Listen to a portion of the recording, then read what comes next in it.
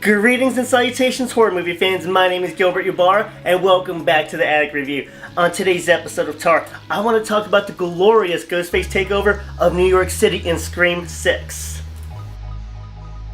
Disclaimer right off the bat, no, I do not believe that this one is better than the original.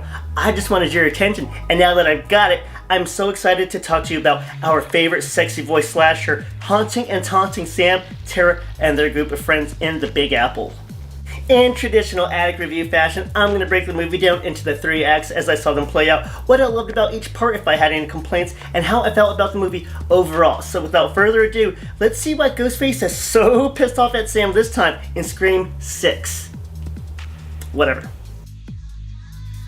Brace yourself for this hell of an opening as a beautiful college professor is waiting for her blind date to arrive when she receives a phone call from a Jonah Hill sounding prospect and she's lured outside the safety of the bar to go find him. Ready or not, the film professor gets got in the alleyway, and how are we getting a Ghostface reveal already? And how the hell does he, a rookie slasher named Jason, walk by and know Tara? Fascinating. This is crazy, but it gets crazier as he gets a call from his friend, Greg, and he quickly realizes that this ain't his buddy pal, as he gets dealt a reverse Uno card and he gets sliced up like Christmas ribbons. His friend's already dead by an extremely pissed off Ghostface who is mad at these posers, and we get the proper Scream slash intro. What a cool opening. Halloween season is in the air in NYC, but the Carpenter sisters are on shaky legs when it comes to dealing with their traumatic past. Sam is feisty and has a high shield up, while Tara is masking her grief with booze and frat parties. Well, that is until the sisters and their group of friends from Woodsboro, the twins, Chad and Mindy, their new set of college friends, and Sam's secret, cute-ass boyfriend, all of them together watch a disturbing news report.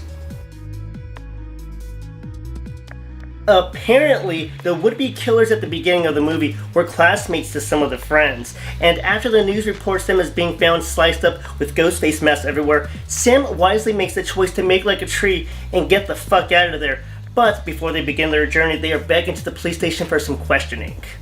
Their little stroll to the park is interrupted by a literal phone call from the past and an out-of-nowhere attack from this persistent-ass Ghostface, which leads to a chase into a bodega where the girls think they're safe. But this new Ghostface is built different, as he murderously clears out the place with his knife and shoddy for a little alone time with the gals from Woodsboro. The girls barely outfox this cocky Ghostface as both Hunter and Hunties exit the bodega as New York's finest show up and find another Ghostface mask left behind. And we end Act 1.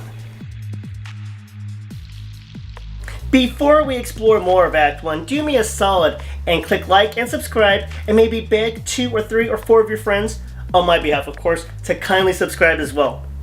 Alright, thank you so much. Now let's get on to Act 1 likes. Act 1 like, oh my god, they're in New York, and they're already using the city so well. This is a literal playground for Ghostface. Speaking of Ghostface, another Act 1 like is the presence of this Ghostface. They are focused, concise, and an aggression unlike their predecessors. The bodega scene was insane, and I don't care what anyone says. Ghosty handling that shotgun was sick. Chad, Mindy, Tara, and Sam are tighter than ever. This group looks more developed and closer, and their new group of lovers and friends, Quinn, Annika, Ethan, and cute boy boyfriend Danny, are strong additions to the story. Act 1 sneaky like? Well, Jason Takes Manhattan playing in Jason's apartment in the opening was slick. Also, Jason mentions that he's a fan of Giallo films. Shout out to Suspiria and Argento. Another Easter egg is Chad's roommate Ethan. His costume at the frat party was a reference to a weird-ass movie named Murder Party. It's interesting. There are tons more, but those are my favorite. Comment below your favorite Easter eggs and what caught your eye. Now, on to Act 2. The second act finds Sam and Tara being interrogated by Quinn's father, Detective Bailey, who just so happens to be the lead detective on this case. Nah, that's not a red flag at all. But a friendly face from the past shows up to support and protect the girls. It's fan favorite Kirby, y'all make some noise! And Curb Dog made it all the way to the FBI, and she eats pieces of shit like Ghostface for breakfast. Well, maybe not that far, but she still wants that Ghostface ass on a platter and is eager to help solve the puzzle that connects all the players from Woodsboro. What's a murder without a Weathers report? As Gail shows up to get her traditional slap across the mouth, I swear she's got to find another love language with her friends. But we learn from Gail that Sydney is staying far away from this one, in a classy way to explain her absence in this film. However, Ghostface reminds us that he's still the star by committing one of his famous murders on Sam's psychologist in a savage scene. Mindy channels her inner Uncle Randy and with great enthusiasm explains the rules of being in a franchise. It is a great performance, but now on to the gritty stuff that she just eagerly described. Although we are enjoying a sweet moment with the newly nicknamed Core 4 of Woodsboro, the night gets interesting as Sam is named suspect number 1 in the murders because of her checkered past, and oh shit, who invited Ghostface to the sleepover? With all of his might, cute boy Danny tried to warn and help the Core 4 and their friends, but they were sabotaged. And although most survived, they sadly lost Mindy's girlfriend Annika and Quinn. Detective Bailey is not going to be too happy about this because now he's lost 2 children. Yikes. Catch Ghostface on 3, as we have everyone together to catch however many are running around. But on the trail of this treacherous scum, they treat us to the coolest moment ever by investigating a theater filled to the brim with murderous memorabilia. And we get a really cool scene between horror uber nerds Kirby and Mindy. Then we get a failed plan at the park to catch any of the killers, but this leads us to Gail receiving her first historical Ghostface call, and she puts up her dukes for a while, but then it looks like the killer's about to bid her farewell when Sam and Tara show up blasting to tell Ghostface to leave her alone, and Gail is fighting for her life as we end Act 2. Act 2 love, there's that charm and vulnerability with the chemistry of the Core 4.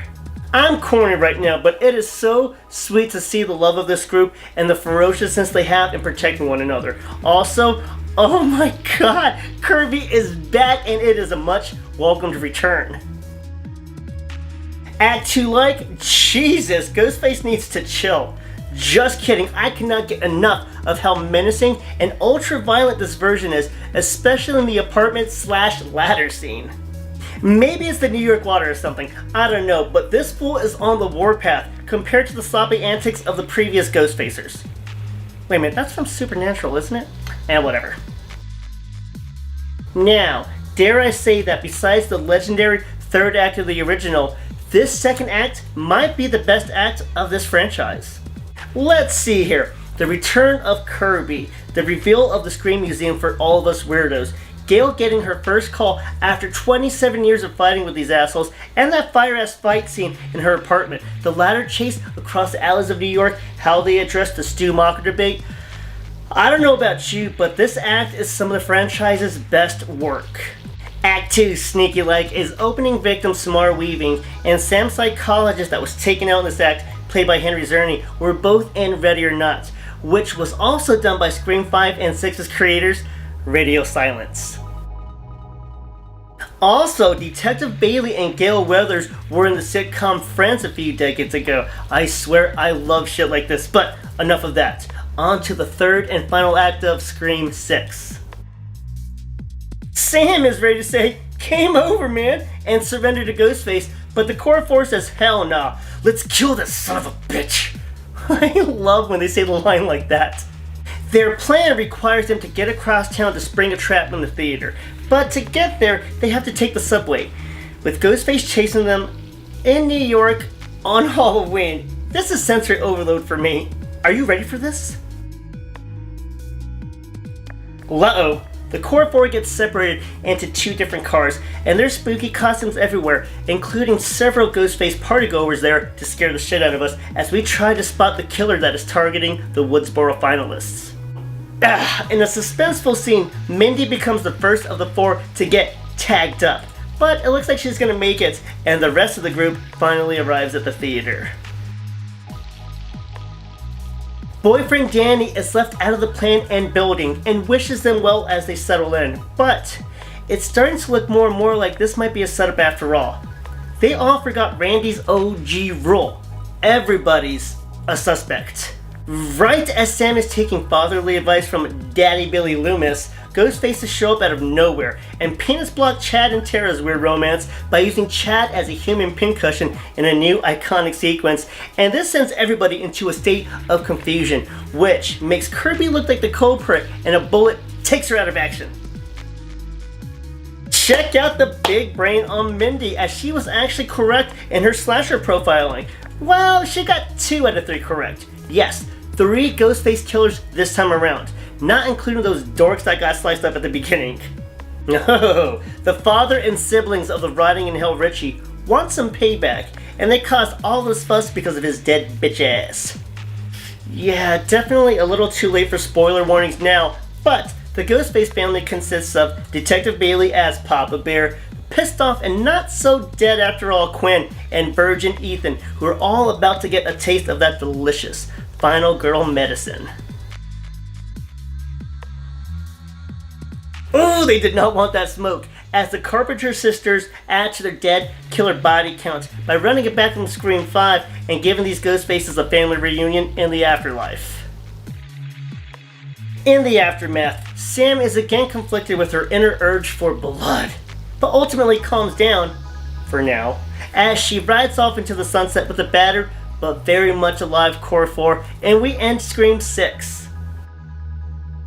Act 3 love, the entire theater scenes for the finale. The whodunit aspect is high, and the theater is the perfect hunting ground for not 1, not 2, but 3 pissed off Ghostfaces. I'm so happy they left it out of the trailers, because that double knife clean scene from 2 killers in costume on screen together for the first time was butterfly inducing. My jaw dropped, and that is a special horror memory for me now. I'll never forget how I felt watching that for the first time. I've already hyped up the Core 4 enough. All the other characters, bravo. There wasn't a wasted or mediocre performance. You are all stars. However, the quiet standout for me was my boy Danny, aka Josh Segarra, who blew everyone away when he mock auditioned as a potential Ghostface. Apparently he was so badass that the creators were kind of pissed off that they didn't make him a killer instead of the loyal boyfriend after all. Damn, I really want to see that footage. Another Act 3 like is the subway. Between the subway and the museum, it was so difficult on first watch to absorb everything. So on rewatch, I got to really admire all the love and detail that was put into both of these parts of the film. Going back to the subway theme, honestly, everything about that sequence was executed perfectly. Enjoy the hell out of that. Okay, Act 3 dislike. This sounds kind of harsh, but did everyone have to live? I mean, honestly, I love the Core 4 and Gale, but really? Everybody survived and lived? I thought for sure that we were going to be reading Chad's Googly after his impression of Edward James Olmos in American Me, where he gets shanked 1,000 times. Or at the very least, I thought that maybe Gale was going to join Dewdrop in heaven, but I guess they're going to save some heartbreak for part 7. Alrighty, enough of the pros and cons of Act 3. How did I feel about the movie overall? I am amazed by all the hateful comments and claims that the 5th one was just a copy of the original, or that this one is just a repeat of the 2nd one. I sound super corny, but oh my goodness, keep your hate to yourself. For being 6 films deep, I am in awe that Radio Silence has cleverly reinvented the franchise and passed the torch with style and grace. The Core 4 was very refined, and I've got to give big credit to Melissa Barrera, who really stepped up her game with Sam this time around. But it wasn't just Melissa though. The whole cast really delved into their characters, and the movie felt like it had a lot more heart and emotion than the previous entries. Honestly, my breakdowns of what I liked for each act could have been an hour each. There was so much to take in, and as a Scream super geek, it was almost sensory overload.